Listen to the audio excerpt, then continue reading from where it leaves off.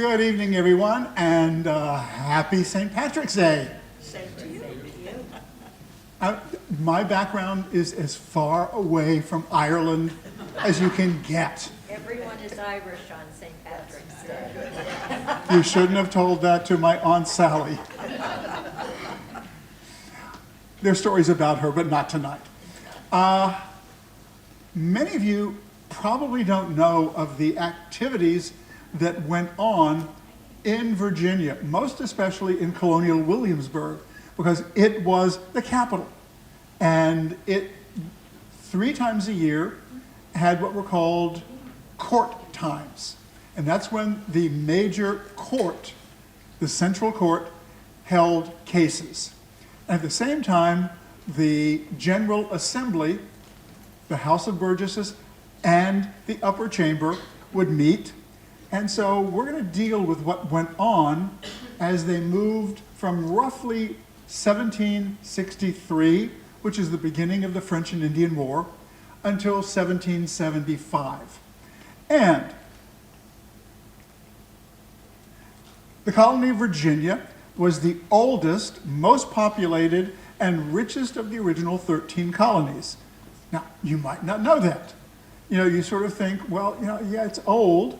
It's old because we were colonized in 1609, but we were not the first permanent settlement in the New World. The first permanent ones were either in Florida at St. Augustine or in New Mexico at Santa Fe and several other places. Then came the English. And at the same time that the English came, the French came. They were in what would be called New France, La Nouvelle France. And they settled first in Quebec, the city, and then in Montreal. And then coming back up the St. Lawrence, they settled in Trois-Rivières, 3 Rivers. So things begin to churn. But Virginia was the oldest of the colonies. Most populated, people tend to think, well, there weren't any big cities, were there? No, Williamsburg was probably the largest city, but it was primarily an agricultural colony, most especially in tobacco. And it was the richest of the original colonies because the colony almost failed in the 1610s to 12s. And then suddenly, tobacco was on the scene.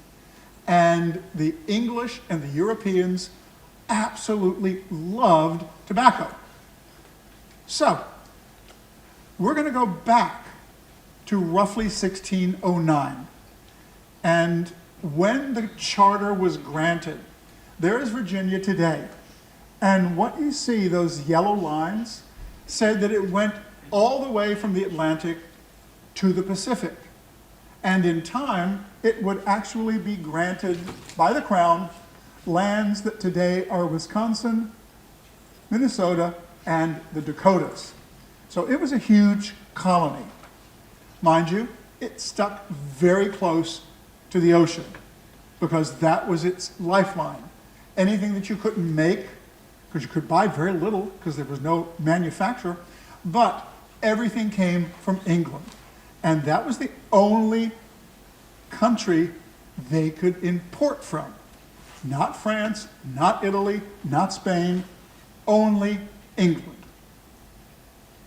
And there was Native American life. These are just 3 images, and they come from the 16th century when the English first arrived and established their colony at Roanoke Island. That will become the Lost Colony. And these were drawn by John White, who was the leader of that group. And the eastern coast of Virginia is laden with rivers. And so rivers would become the first highways. And that's what we see here. And this particular map was drawn by John Smith. Remember him? Yeah. Good. Somebody's going to get an A on their final exam. When the settlers arrived, they began immediately to build a fortress and housing. The original fort was triangular. And what we see here, this 3, it was thought that the entire, all the remains of the fortress had in fact gone into the river. This is the James River. They now know that only that portion of it did, one of the defensive rebuts. The reason that they were able to figure that out is 18 was the brick church. Everything else was made of wood. So that church gave them a bearing to try and find where the other buildings had been. This is a recreation of Fort James. And it is in proximity to the remains of the original fort. And this, anyone can visit. I think it's rather overpriced. And while you're in this area, they try to sell you all sorts of souvenirs so that individuals will come up and say, "Would you like a copy of our laws?" And there it is on fake parchment. And that is the church. It still stands. And once a year, there is, with the present General Assembly, there is a prayer service, and it is multi-denominational. Originally, the colony was absolutely Church of England. Church of England. And that would be true until the Revolution. There it is again. 1619, it was called the Red Letter Year. Why? Well, a lot of things happened that year. First of all, the Crown had granted the colony the right to establish a legislature. And that is what happened. It happened in that, this is the recreation of that building. And this is a 19th century picture, a portrait of what it looked like. In the middle on the chair is the governor of the colony, and around them are individuals who have been elected to the House of Burgesses. Why did they create this body? Well, there was a need to. First of all, there was the expansion of tobacco, and that had to be regulated. Here we see it. And if you know nothing about the cultivation of tobacco, it is rough work. It takes an awful lot of time and energy to farm it, to harvest it, and then to dry it, and then to put it in barrels and send them off to England. Now, there was a variety that was wild, and when the colonists tried to smoke it, they almost died. It was called Spanish tobacco. And so what happened is there is this lady. There we see her. Her name is Matolka. Any idea who she is? That is her actual name. Her father called her Pocahontas, which meant little frisky thing. And here she is. This is a 19th century painting, and she is being baptized a Christian. And this is also the day of her wedding, and that is her future husband, John Rolfe. And what they do, by the way, that's her in English clothing when she visited England. And when she was there, she caught a disease, we don't know what it was, and she died. And she's actually buried in England. And so when they married, Matolka's father, Pocahontas' father, King Powhatan, gave them a plot of land and the new tobacco that the Indians, that the native peoples had in fact created. And that is where that comes from. And there you have John Rolfe, who is cultivating the tobacco. And it caught on. This new tobacco, the English loved. They could not get enough of it. And here we have individuals who are farming it, and it took a lot of work and a lot of time. Well, why did you need this law? Well, the necessity to label the product and to levy a tax. Nothing like taxes. And by the way, the seal here is for King George II. And I love, life is a smoke, if this be true. Tobacco will thy life renew. What did they know? Then fear not death, nor killing care. What we have best, Virginia here. They also had to deal with the arrival of the first Africans, 1619. A Dutch ship arrived, and they had a cargo filled with Africans. And their idea was they were going to be taking them to New Amsterdam, a bit farther north, but they had run into storms, and so they needed to get rid of their cargo. And very often what they would do is, while you're at sea, just dump them overboard. Not here. They decided that they needed some supplies, and they made a deal with the Virginians, and that is how the first Africans came to English-speaking America. They were already in Florida.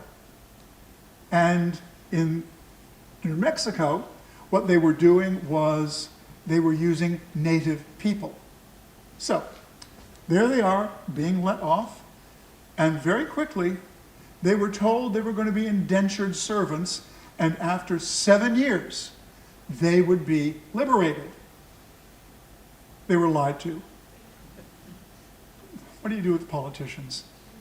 And so they only found out in the 7th year that they were not going to be released. And by 1628, people who were black would never be free. And there we have women. Everybody engaged in the tobacco trade. The other thing for the red letter year is women arrived. Now, there were a few women who had come over, but now new women came over. They were like Sears Roebuck brides. And they came on shore. The men looked at them and they said, "Come with me, you're my wife." And now the city, the fort, had outgrown the fortress walls. And so these are the remains of the houses of what was called Jamestown. In 1676, just 100 years before the Revolution, there is a revolution in Jamestown. And it was led by this individual. His name was Bacon. And he hated the governor because he knew the governor was a cheat. He knew that taxes which were coming in weren't being distributed as they should be. So Francis Bacon led a revolt. And this is a sign, this is an image, and it shows Bacon speaking to the governor, Governor Barclay, spelled Berkeley. And here the governor opens his jacket and he says to them, "If you are going to kill me now." And everybody got a little squeamish and they left, and then the governor sent his troops after them. And Francis Bacon caught malaria and he died. And he was buried in the James River. We don't know where. But why move the capital? You know, it was doing well. It was in a great port. The population was expanding, but there were a number of reasons why. First of all, they were going to move it roughly 8 miles. And from Jamestown to Williamsburg, 8 miles. Well, what's the difference? The difference is Middle Plantation, which is what Williamsburg was called then, was a thriving market town, almost as thriving as the market in Jamestown. Middle Plantation was a major commercial center, and the confluence of roads, needless to say, the dirt roads were not all that good, especially when it rained. But between the Upper Peninsula, so that is moving up towards Richmond, which then was just a teeny tiny settlement, and the James and York rivers, so they were on either side, and elsewhere in the expanding colony. It could provide easier access to the new commercial and government centers. That is, ships could come up the rivers and a new port would be founded and you could unload there and take them inland. It was healthier than Jamestown. Jamestown was a swamp. And in the summertime, you really couldn't drink the water. Mind you, water was not drunk habitually. Port, beer, stout, rum, that's what people drank. And they drank it in great quantities. And in 1693, King William and Queen Mary granted a charter to found America's second university, to be called the College of William and Mary. So this is America's second university after Harvard. And James Blair, who was a priest in the Church of England, who lived from 1656 to 1743, he was going to be a major force in the creation of the college and in the maintenance of government in the capital. This is a 1782 map, and it's called the Frenchman's map. And it's called the Frenchman's map for a reason. It was made by a Frenchman. And 1782 is almost the end of the Revolution, which would end in Yorktown, Virginia, just down the road. And he was stationed in Williamsburg, and so he went around and he just designed everything, all the streets, and all those little dots are houses or shops. And this is a perspective of Williamsburg roughly in 1722. Now the city is going to be expanding in the reign of Queen Anne, who reigned from 1702 to 1714. A little something about her. She had 18 pregnancies. 3 were delivered living, and 2 of those 3 died. But 1 was left, and that was Prince William, Duke of Gloucester. When he was 16, he would also die. And so Anne had no descendants. However, while he was alive, the people who were founding the city decided the main street is going to be called Duke of Gloucester Street. And today, in Williamsburg, it's called Dog, Duke of Gloucester. Francis Nicholson was the governor. He lived from 1656 to 1728, and he was governor for 1698 until 1705. And he had this great vision of what the city should look like. Now, he thought that the city would have thousands of people living there. When it was not time for the courts and for the legislature to be in session, there were roughly about 1,500 to 2,000 people who were permanent residents in the town. And 30% of them were slaves. Now, that is Duke of Gloucester Street, the yellow line all the way through it. And it runs 1 mile. On the far side, it goes from the Capitol building, and on the left, it goes to the College of William and Mary. There are 2 other stops in between. This is just the regular court.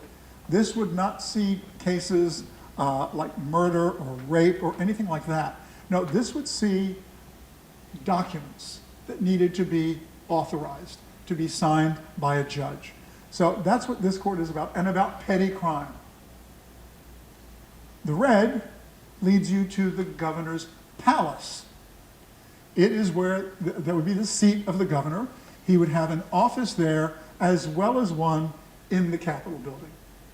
And then at the other end of Duke of Gloucester Street, we have the College of William and Mary.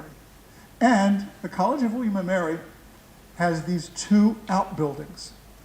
One is to be for the president of the college, and that is John Blair.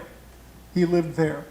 Across from him, it is classroom space and dormitory space for Native Americans. They were going to be taught in a school there. This is the court, the courthouse in town, and it's right behind it is part of the large marketplace, and across is also the marketplace. Marketplace was 3 days a week, and it was individuals who would bring in fresh fruits, vegetables, meats, crafts, you name it. This was found in the 1970s, and it is a plate, and it's called the Bodleian plate. And now, the Bodleian is the major library at Oxford. And what it is, it shows what these buildings looked like in their heyday. So at the top, we have the College of William and Mary. And again, on the left is the President's House, and on the right we have the Bradford School for Indigenous Peoples. Next, these two are the Capitol. And then over here, we have the governor's palace. Down below, we have lots of American bugs and plants. This is the Capitol building. And what was decided is that the Bodleian plate was not perfectly correct, because when they found, by the way, this building, the Capitol building and the governor's palace burned just after the Revolution. What they found is that the foundations for this were semicircular. And so when this was rebuilt in the 1930s with money from the Rockefeller family, they did it this way, believing that this was correct. And they found records, and the records agreed with that. Here we've got a schematic. You've got that piazza. And then on the right-hand side, you have the House of Burgesses. Up here, it's the clerk of the house and the east stairwell. The west stairwell and the secretary's office would also be where the council, it's like the Senate, where they would meet. And then here is the general court. That is the big court that met 3 times a year. This is the House of Burgesses. And these are the individuals who are representing various counties in the colony. And on the right-hand wall, you can see a portrait of George II. And on the left side, you can see his wife, Queen Caroline. This is the secretary's office, but it is also where the council would meet. This is the general court. Now, Blackbeard, the pirate, he was captured and he was imprisoned in Norfolk, Virginia, which is right on the coast. And the general court was told, we cannot allow this man out of prison. He must be tried here. And they knew already that he had been captured 3 times before, and he escaped before he was tried. So they kept him there. He was tried, found guilty of piracy, rape, murder, and thievery. and was hanged by the neck until he was dead. Once again, this is the Capitol building.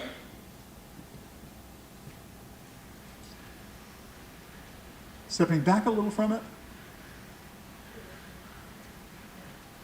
This is a part of the Capitol, but it's apart from it. This is the colony's record holding. This is where they kept their main records. Because in Jamestown, there had been a fire and the archives were wiped out. And so there is a lot of questioning and supposition when we're dealing with what had happened prior to this. That's why it's all in brick, by the way. This is the governor's palace. There it is. It is a perfect cube. And on the right-hand side, that building is the office of the secretaries who work with the governor, and he would also work there, or he would work in his second floor office. On the left, that is the kitchen. Imagine food coming from there into the mansion and then being served. You know why they did it? Fear of fire. Governor Alexander Spotswood began to aggrandize the palace. And it was because he did that that he was referred to as Spotty the King, and he was also going to learn that the town began to call it the governor's palace. He was appreciated by the upper echelons, all of the FFVs, First Families of Virginia. Their descendants today are called FFVs, but they're the finest of Virginia. And he did a trip out into the West and invited them to come with him. And it was called the Expedition of the Knights of the Golden Horseshoe. Golden what? Horseshoe. That's because each of the individuals who went with him were given a golden horseshoe. It was really gold. Golden horseshoe. And he also allowed them to choose land in the western part of the colony. And because he was the governor, they said, well, we would like that plot over there. They would take the dimensions where it was, and it was given to them. When they got back to Williamsburg, there was a great distaste of what had happened. It was an abuse of power. These are some interiors of the palace. On the right-hand side, you have the entrance hall. And it's interesting because the entrance hall is decorated with sabers and muskets. In the middle is the small dining room. And it is here that individuals would come for a very sort of private meal with the governor and several other peoples. Normally it was just 4, maximum of 6. And this is the stairwell that goes upstairs. And once again, you can see that the decoration are muskets and swords. This is the governor's personal bedroom. How long do you think the bed is? 5 feet. I'm sorry, 5 feet? 5 feet, 8 inches. It is 6 feet, 6 inches. It looks smaller because of the pillow and because you've got all the draperies around it. Why do you have all the draperies? Mosquitoes. Sorry? Mosquitoes or cold? Uh, Mosquitoes or cold? Mosquitoes or cold, absolutely. And in the summertime, you wanted the windows open a bit, but there was no such thing as screens. And so you pulled these things down in the summertime. And in the winter, you had a fireplace, but, well, you know, fireplaces look nice, but they don't give off much heat. And so in the wintertime, they would be brought down to keep you warm. Now, the cube is the original. This is an addition, and it could only be used in the summertime initially. It is 2 rooms. Here at the front, you have the ballroom. And then behind it, those 2 windows, was the supper room. And I said you could not use it in the wintertime because of cold. They solved that. Do you see that black pipe? Yeah. Right there? That goes to a Franklin stove. And there's another one on the other side so that you could use the ballroom in winter. This is the ballroom. And George III on the right and Queen Charlotte on the left. And the doors lead through to the supper room. Now, how do we know all of this? How do we know exactly what these rooms look like and their dimensions? The second elected governor of Virginia was Thomas Jefferson. Thomas Jefferson loved drawing architecture. One of the things he said later in life, when he was just beginning to build the final version of Monticello, was, "My joy in life is pulling up and tearing down." So he went through, and these are the dimensions, what was where, and then he had accompanying sheets to where various things were located, what paintings were in there, what was there. And so we know this because of Jefferson, about whom we'll be speaking later in this series. This is King William and Queen Mary. And they are the donors who gave the College of William and Mary. And there is the original building.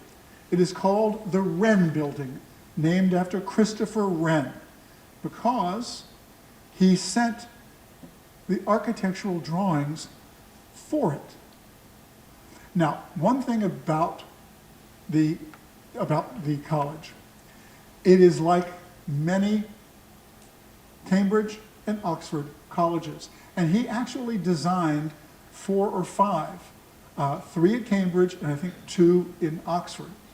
So what you needed back then, you needed the secular on the left and the religious on the right. So there was a chapel and there was a great hall. And the great hall was used for festivals and feasts and meetings. And the chapel, well, we know that was used for. And underneath of the chapel, there was a crypt. And a few people were buried there. On the right-hand side, we have the Great Hall, excuse me.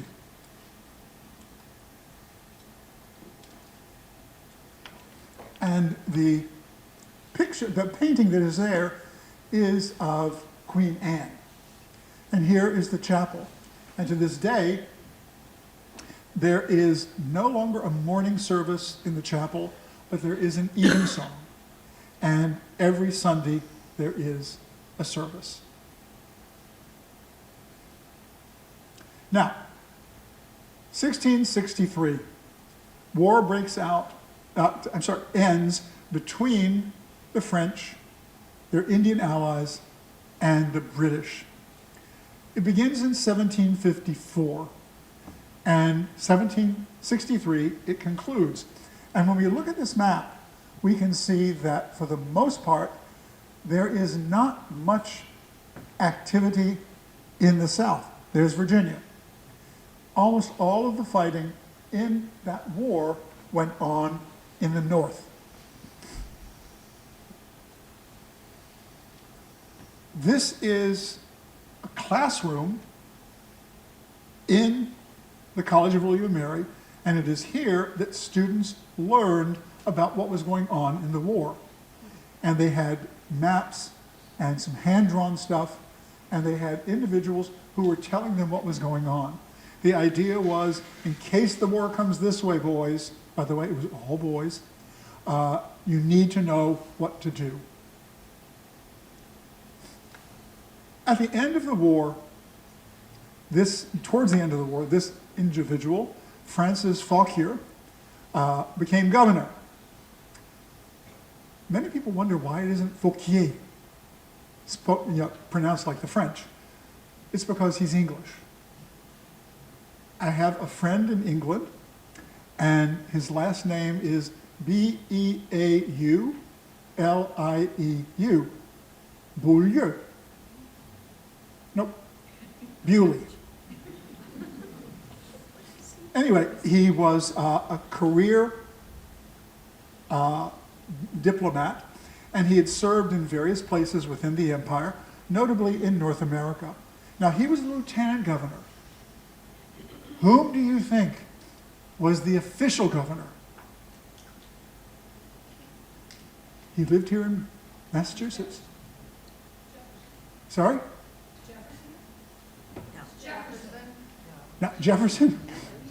He didn't live here.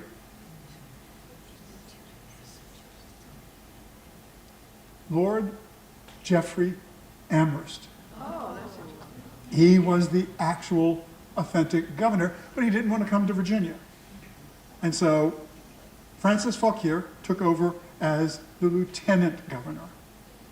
One of the things he had to deal with as the war dragged on is trying to make better relations with the Native Americans. And here we've got a group, and they actually interpret their meeting with Fauquier every couple of years. And that's them. The people on the borders with Virginia basically felt, we can deal with this guy. So there were very few attacks on the border. However, in Pennsylvania, New York, and in New England, there were numerous attacks of native peoples. This is Virginia, and at the conclusion of the war, this is a line. This is going to become the new line that the native peoples are on one side to the west, and the colonists are to the right. This will hold until 2 governors from now. And this is another picture of Fauquier.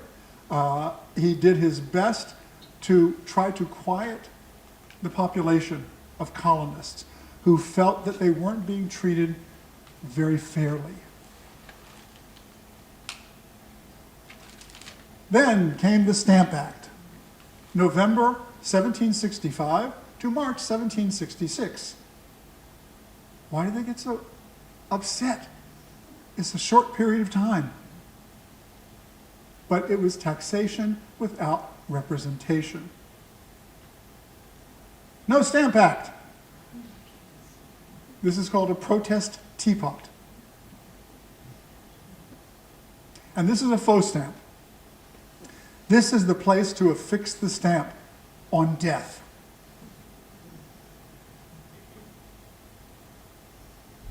And these are actions against the Stamp Act in Williamsburg. These are citizens who are signing a document, and they are saying how absolutely angry they were with the government for levying this tax. Because no matter what you bought or no matter what you did, you had to have a tax. And it's interesting because if you look very carefully, all the way to the right, we have a mother who's holding a baby and a child who's holding a little flag that says liberty. And we have another woman there in between the two. And we have another one over here behind the gentleman. women were allowed to sign the document. They were legitimate citizens.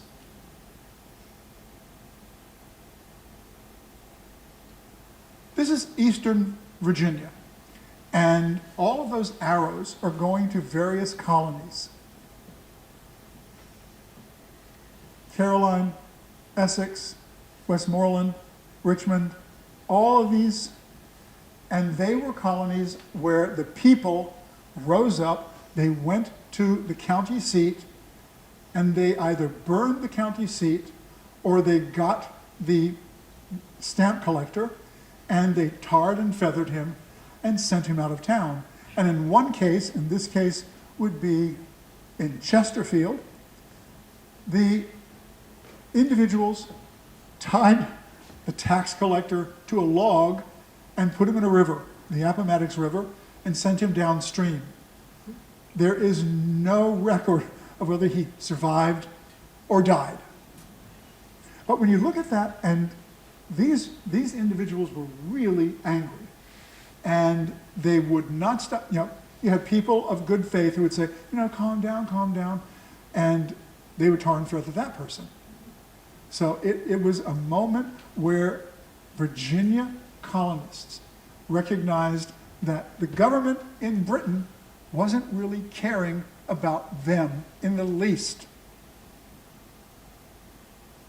Well, when the Stamp Act was voted out in March of 1766, this, excuse me, this is an etching of the internment of the Stamp Act, and it takes place in Boston. And this was sent to almost every member of Parliament, to the king, to the ministers. And so this is a form of passive aggressiveness. And this one was another etching. And what it is, it shows the king, and next to him is one of his ministers, and then we have a minister here who looks very much like an animal, a rat, whatever. And behind him is the devil, and you can see the devil's horns on the shadow on the wall.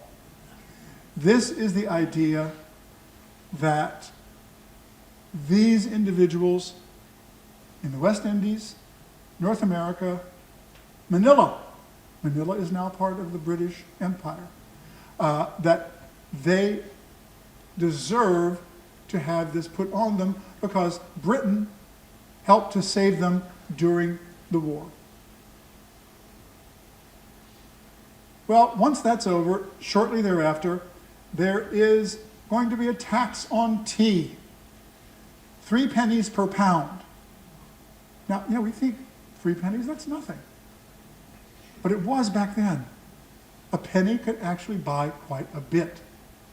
And when you think that the majority of people were not grandiose, rich individuals, 3 pennies would mean a lot. Well, in Virginia, the General Assembly decided we are going to boycott tea altogether. They weren't going to do what happened in Boston and throw it into the harbor. They would simply not buy it. And so for about a year and a half, they basically drank sassafras tea and what was called dark bark tea. I have never been able to find out what dark bark is, but it was one of the things that they would drink. And they also stopped purchasing and importing British fabrics. And so women were having to spin their own and make their own. And in many cases, the materials that they created were really very itchy. I remember growing up, I hated wearing wool. And I would tell my mother, "It itches." She says, "Wear it." This is Patrick Henry. He comes into his own in this period as we move into the period leading to the Revolution. Henry came from Hanover County, and that is slightly north of where I grew up in Henrico County. By training, he is a lawyer, and he was a very good lawyer. And he comes to attention when he argues a case for lower down priests, parsons, in the Church of England. Every other person above them was going to make an additional 3 to 5 pence, because they were paid by the tax on tobacco, but not this group at the very bottom. And so in this courthouse, which is from the 18th century, still used today, he argued that the priests should be given an equity of salary. And apparently he was just brilliant, absolutely brilliant. Any argument that was thrown at him, he was able to throw it back with a little zing. Because of that, he became elected to the House of Burgesses to represent his county, Hanover County. This is his home, just outside of Ashland, which is today the largest town in Hanover County.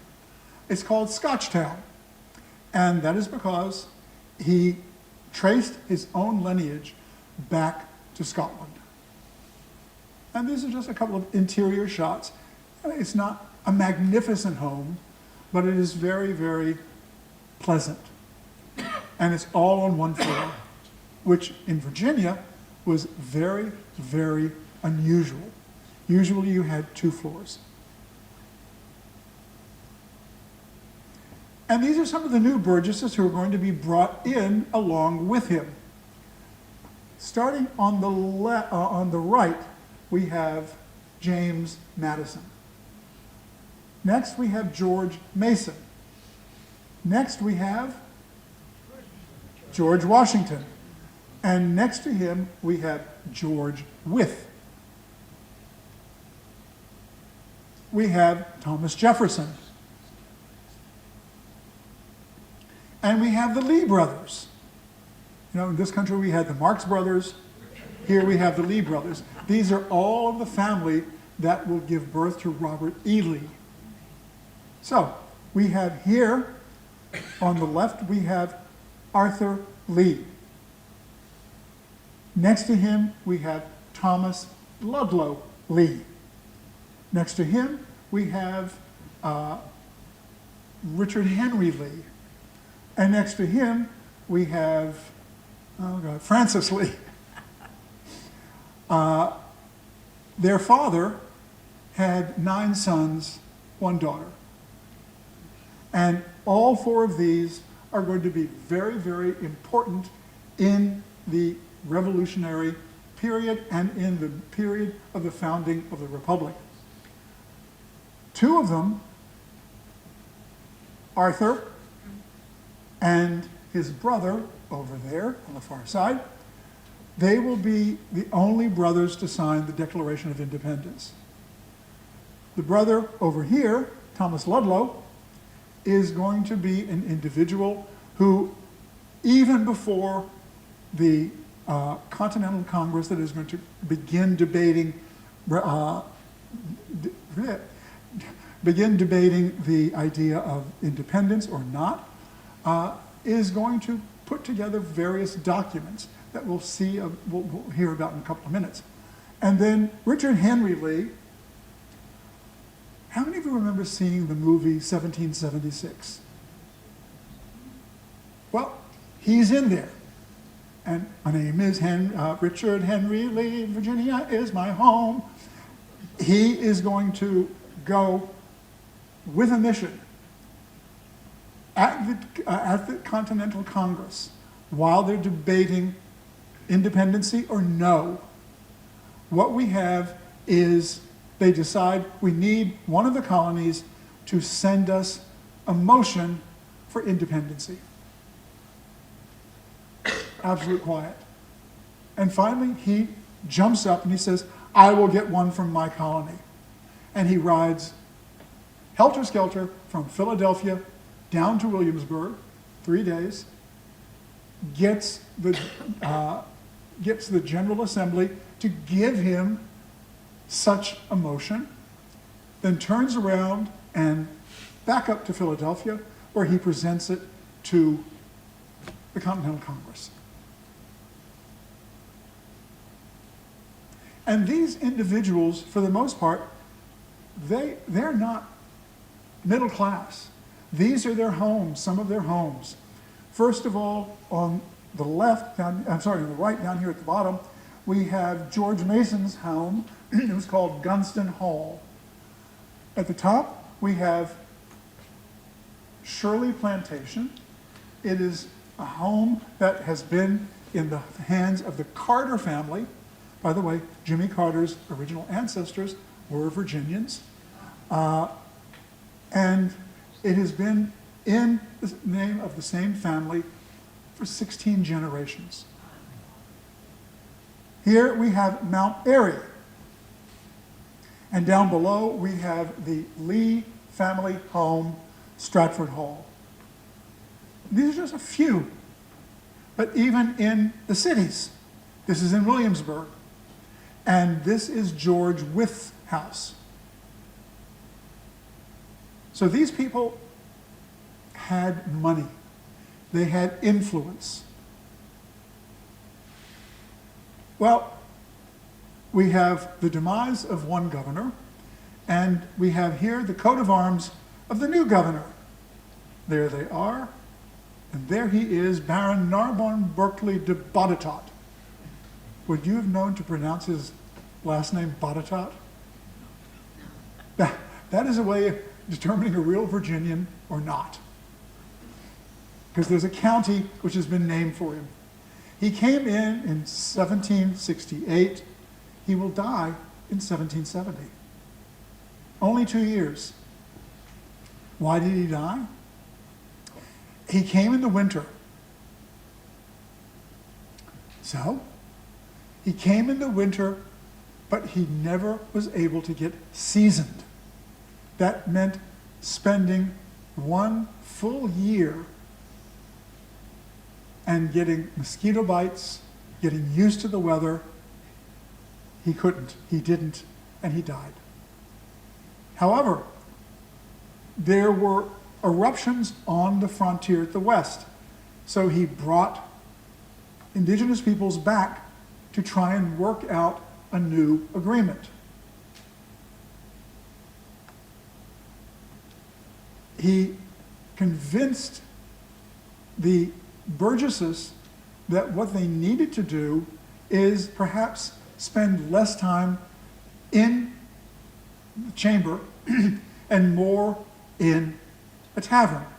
So this is the Raleigh Tavern, named for Sir Walter Raleigh, and he suggested they meet there.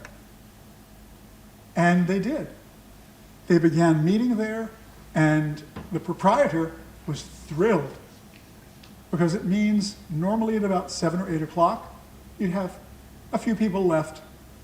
Now they were there until all hours, day and night, unless they had a session to go to. When he died, he was buried in the crypt at the church crypt, and it was where he remained until the Civil War, when someone broke into his tomb, and we don't know what happened to his body. However, the college put a statue to him in front of the Wren building. And there he is. During the Civil War, the statue was knocked down and was melted for cannon. However, when the city was being redone, refurbished, recreated, it was put back. So there it is. He was greatly admired. In fact, there are many who said they loved him. He cared about them. As opposed to Lord Dunmore, last colonial governor of the colony.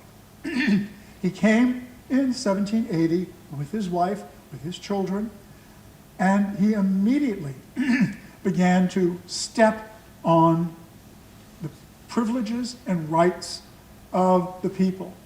Now, why do that? Well, where do you think he was originally from? Scotland. He is a Scot, and he was also in the 1745 rebellion of the Jacobins against the King of England. He was known for his incredible cruelty on the battlefield. It's really funny because as I was going over all of this, I found that he would often shout to his troops, "Give no quarter.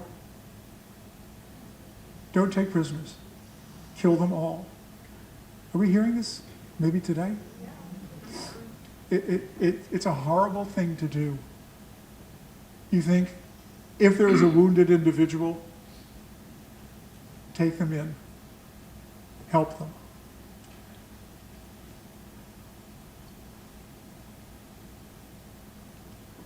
So these are some key events that are going to lead to 1776.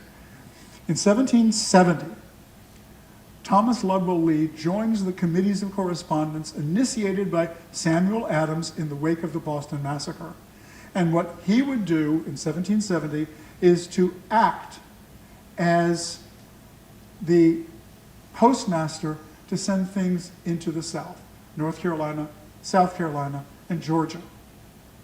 By the way, did you know that when Georgia was created as a colony, in 1732, it said slavery would be illegal? That changed very near the Revolution. 1771, Thomas Ludwell Lee, his brother Arthur, George Wythe, and George Mason work on a draft of what were called the Westmoreland Accords. And they would submit that to the House of Burgesses for discussion. What were these?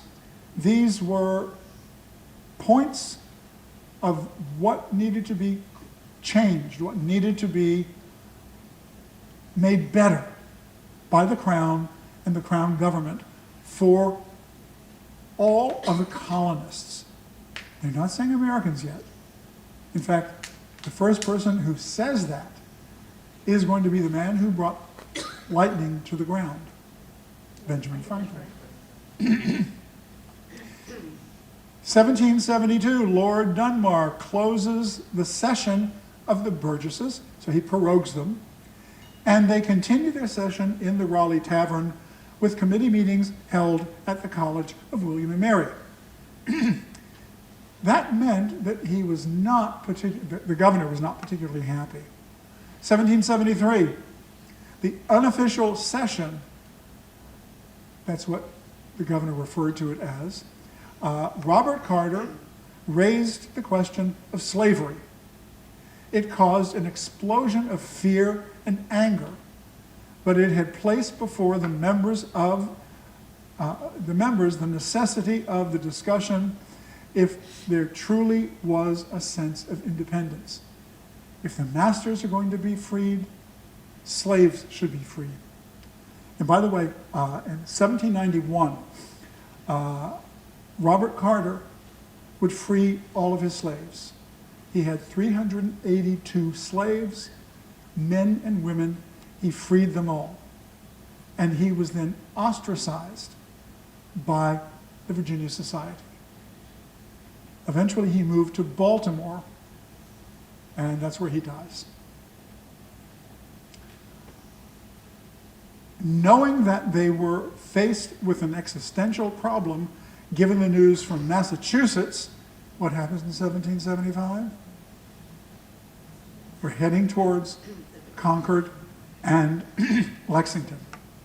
They threw the British out today in 1775. There we go. Evacuation day. Graduation day? Evacuation. Oh, evacuation day, yes. Yes, they did. So given the news from Massachusetts, there was an urgent need to convene the entire House. Patrick Henry suggested the Burgesses travel to Richmond, which was a small little town, to continue their session. It was agreed to, and the Burgesses set out on the 45-mile journey. And they would meet. One of the largest spaces in Richmond at the time was St. John's Episcopal Church. It was built in 1741. Now, let me point out something. The original church is back there. This was added after the Revolution, so it wasn't there. So all of that on the interior is non-existent. So it's a very small space. And what we see on the right side is there is decoration that is definitely not 18th century. It is actually Victorian, and it is there. Now, originally, they were called the Anglican Church, Yes. and suddenly it's the Well, Episcopal Church. no, this is what it's called today. Yeah, So I'm sure. using their Yeah. modern day. Back then, there was simply been St. John's Church, because every church was Anglican. And this is a mid-19th century engraving of Patrick Henry giving his famous speech. It was not a long speech, but it was absolutely powerful. And it caused many to rethink. He said, this is taking it up from almost the end, "Gentlemen may cry, peace, peace, but there is no peace. The war is actually begun." Now this is before Lexington and Concord. "The next gale that sweeps from the north will bring to our ears the clash of resounding arms. Our brethren are already in the field. Why stand we here idle? What does that gentleman wish? What would we have? Is life so dear or peace so sweet as to be purchased at the price of chains and slavery? Forbid it, Almighty God. I know not what course others may take, but as for me, give me liberty or give me death." And at that point, he had an ivory letter opener. And he plunged it into his chest. Didn't go in. He just did that for effect.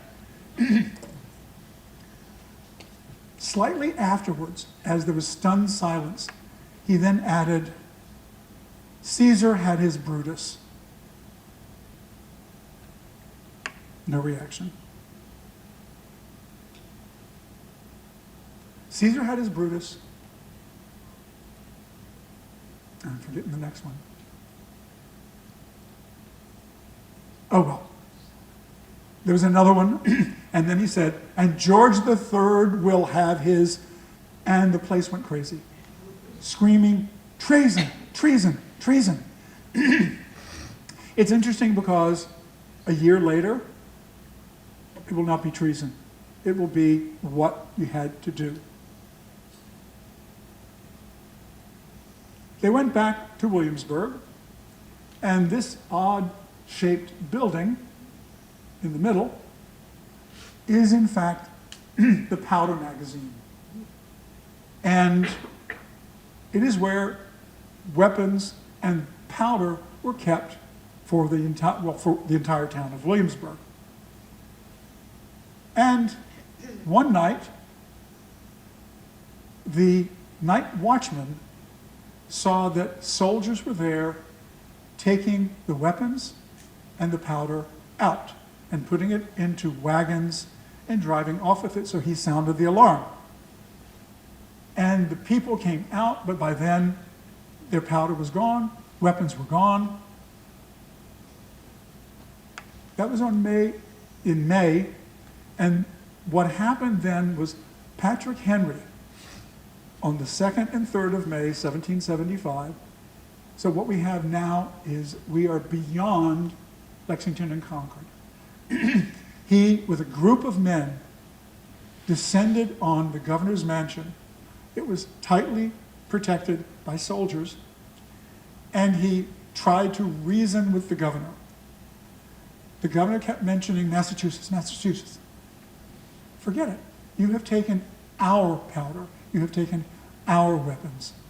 And eventually, after 2.5 hours of discussions, the governor gave in, and the powder and the weaponry were brought back. Eventually, the governor is going to leave his home. Everyone realized that around the 1st of June, his wife and children had disappeared.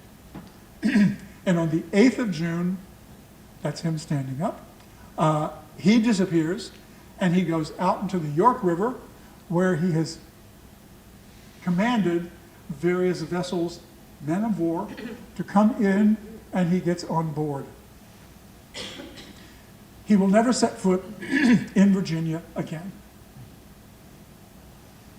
But he does send out proclamations. This is the proclamation of Dunmore, and it is the fact that the colony is in insurrection.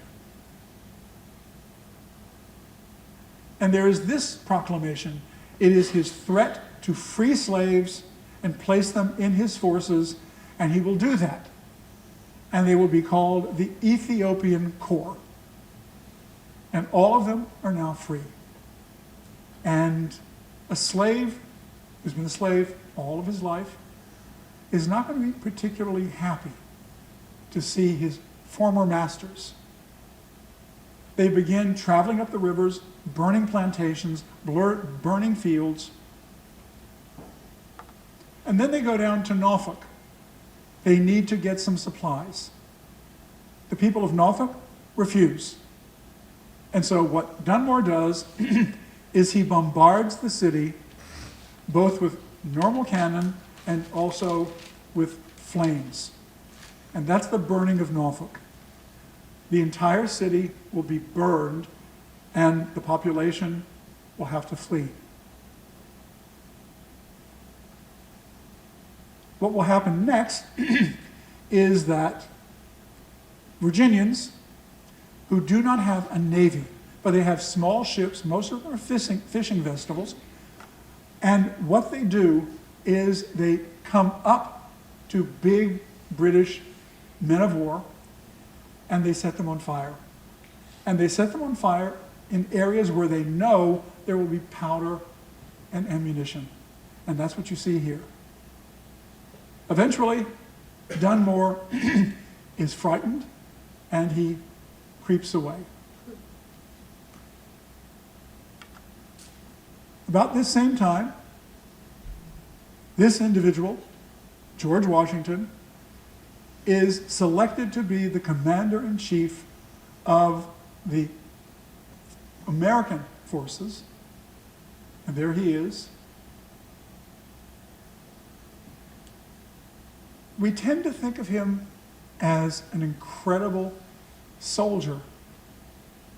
He was very empathetic, but for the most part, he wins 3 battles in the Revolutionary War.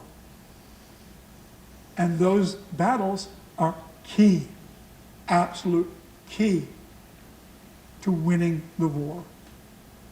And the third one will be the final one, and that will be at Yorktown.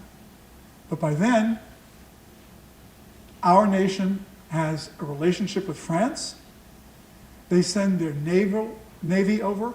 They send armed troops. And even before that, the Marquis de Lafayette had come over, who was a trained officer, all of 19 years old, but he knew more than some of Washington's.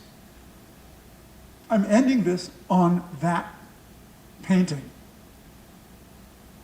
because next month we will be dealing with George Washington, the man and the myth, because there are a lot of myths. So with that, I'm going to say thank you for your attention, and do you have any questions? All the way to the back. With your permission, I would just like to make a comment about the booklet that was prepared for this series of lectures and events. Mary Beth has accomplished an incredible effort, and I think she deserves a round of applause. You see the kind of caliber of work that she did. Thank you, Mary Beth. Thank you very much. Thank you. Yes, ma'am. I wondered about when you said that the group of women were sent, I'm sorry? the group of women that were sent over to become the wives Yes? of the very first colony. What did they do to earn that privilege? They were given the opportunity. So they were all voluntary? They were all voluntary. None were sent as Well, it might have been if there was, when they transported people because they had debts. yeah, but no, these women, they couldn't have debts because they were either unmarried and therefore the property of their husbands, or they were married and property of their husbands. Yes, Jerry. I visited this historic area once, and if I remember correctly, the Rockefeller family had a lot to do with the resurrection of Jamestown. Is that accurate? They didn't have much to do with Jamestown. They had Well, the Williamsburg. everything to do with Williamsburg. I made an error there, yes. Yeah, and they actually took one of the old houses, they redid it themselves. It's called Bassett Hall, and they lived there roughly half the year. Uh-huh. Other questions? Well, as our maid Julie would say, Lord have mercy.